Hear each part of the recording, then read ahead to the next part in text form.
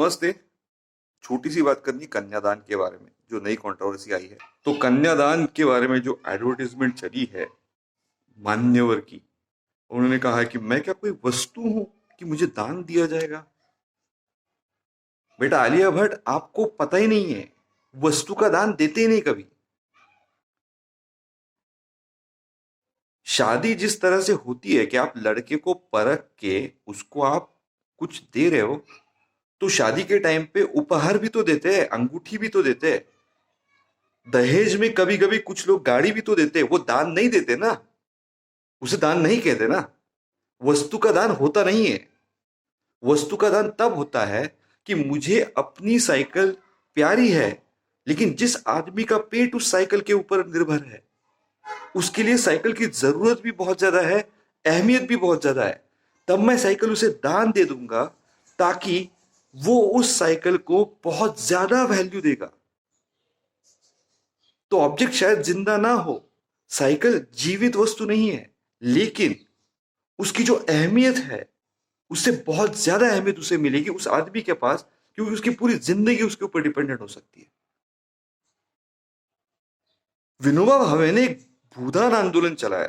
भूदान की जो मुहिम थी, आपके पास जो जमीन है, जो आपकी फैमिली का पेट भरने के बाद भी आपके पास कुछ ज्यादा जमीन है, आप उसे दान कर दीजिए। जमीन का दान हो सकता है क्योंकि जमीन के ऊपर पूरे घर चलते हैं। किसान जमीन बेचते नहीं है अपनी इच्छा से, वो जमीन को अपनी मां समझते हैं, उसमें मेहनत करते हैं, पसीना बहाते हैं, खून बहाते हैं, बीज लगाते हैं, फसल आती है, फसल को अपनी अपनी जान से ज्यादा संभाल के रखते हैं। जमीन दान होती है। एक जमाने में गाय का दान हुआ करता था, वो भी ऐसे लोगों को जिनके बारे में ऐसा सोचा था बहुत बड़े ज्ञानी हैं। तो हम अपनी गाय को जितना अच्छे से प्यार से रखेंगे, उससे वो आदमी तो बहुत ज्यादा करेगा।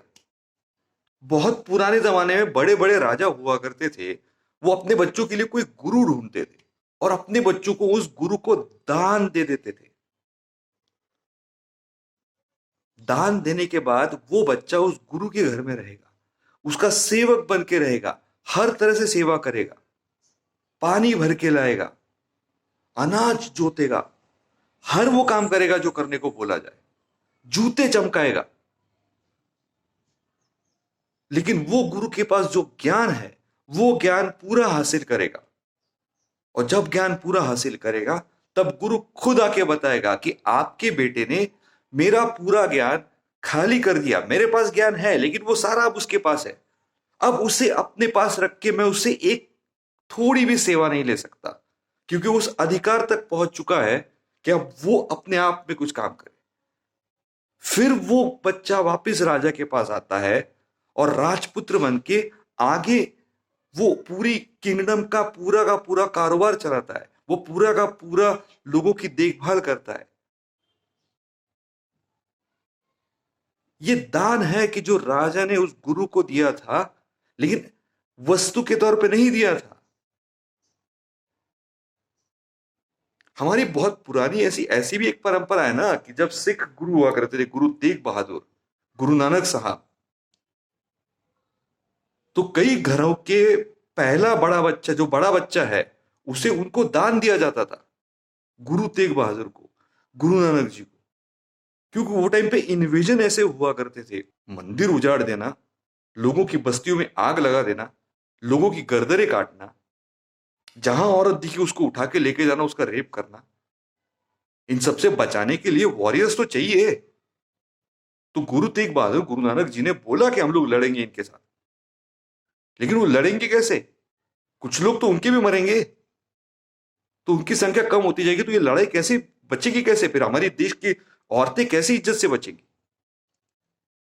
इसलिए यह तय हुआ कि इस देश में जितने लोग कर सकते हैं वो अपने घर का बड़ा बच्चा गुरु नानक जी को, गुरु तेग बहादुर जी को दान दे दे। ये दान है, मेरा बच्चा मैंने समर्पित किया एक कॉज के लिए, एक बहुत बड़े उद्देश्य के लिए। इसे दान कहते हैं। वस्तु देना दान नहीं होता किसी की बर्थडे पे हमने एक कैमरा दे दिया, मैंने कैमरा का दान नहीं किया, ये मोबाइल में किसी को दे रहा हूं, दान नहीं कर रहा हूं, भेंट दे रहा हूं, भेंट गिफ्ट। ये दान नहीं होता, वस्तु का दान नहीं होता आलिया, आपको पता ही नहीं है।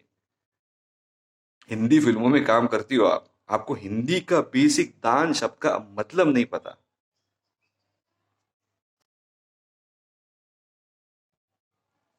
नमस्ते।